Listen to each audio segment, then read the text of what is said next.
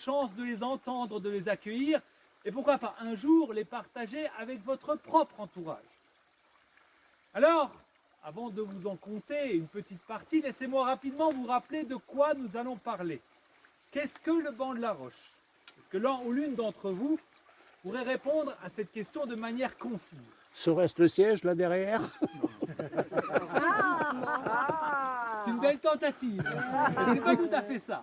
Un regroupement de communes. Cela l'a été, mais à l'époque moderne, bien plus tard.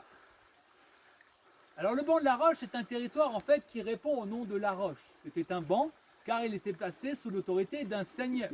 Il y avait ici une famille seigneuriale qui vivait non loin d'ici, dont je ne parlerai pas aujourd'hui, mais on pourra en parler plus tard, et qui possédait ce banc de la Roche. Ce territoire fait environ 50 km². Il est constitué de 2 vallées et de 8 villages. La vallée de la Rotaine, dans laquelle nous sommes, avec les villages de Nuvillers, de Villersbach et de Roto.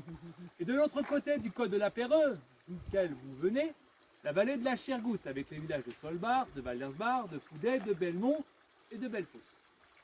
Le banc de la Roche est une contrée montagneuse, géographiquement isolée.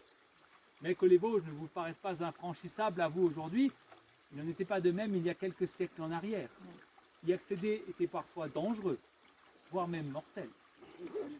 Mais le banc de la Roche est aussi isolé culturellement, car sa population y était à majorité protestante, entourée, cernée, je dirais même, par des populations à majorité catholique. Je peux vous le dire, à l'époque, on ne se mélangeait pas aussi facilement.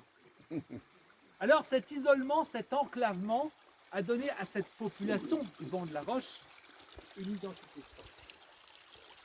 L'imaginaire populaire de cette contrée, au contact de cette nature belle mais rude, a donné naissance à des histoires, parfois très belles, mais aussi parfois terribles, habitées par des êtres surnaturels et des créatures qui, dit-on, rôdent toujours encore dans les recoins les plus sombres de ces bois qui nous entourent.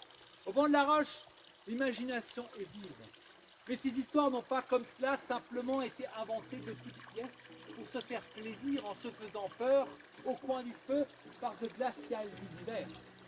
Non, au banc de la Roche on avait faim, on avait froid et on avait surtout peur. Parce qu'il fallait traverser le col de la Perreux en pleine nuit. Parce que vous étiez des pèlerins, que vous veniez de Lorraine pour rejoindre le mont Saint-Odile via Belmont pour y faire vos dévotions, et que vous deviez passer vos nuits dans ces bois sans avoir trouvé d'abri. Parce que vous étiez des charbonniers, et que de par votre métier, vous passiez vos nuits dans ces forêts.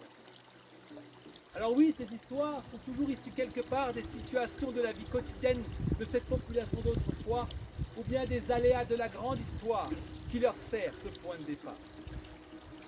Alors mesdames et messieurs, vous qui avez accepté de passer par ce chemin aujourd'hui et de vous porter quelques minutes à la portée de ce monde fantastique et légendaire, vous allez devoir aussi accepter de laisser maintenant derrière vous la sécurité et le confort de votre monde moderne et contemporain.